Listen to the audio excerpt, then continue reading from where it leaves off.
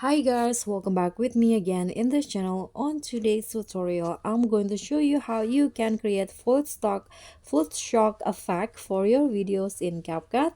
So just add the videos that you want to edit and duplicate it first. So swipe, click on duplicate and make one of the video as overlay. So I'm going to click on the first one, then click on the overlay button.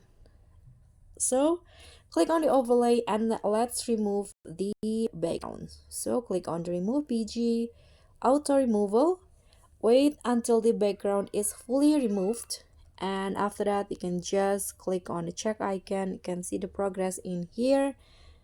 You can see 30% removing background,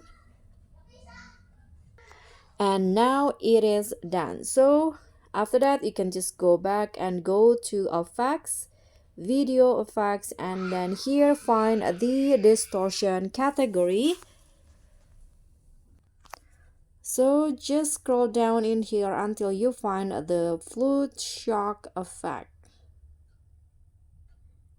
this one.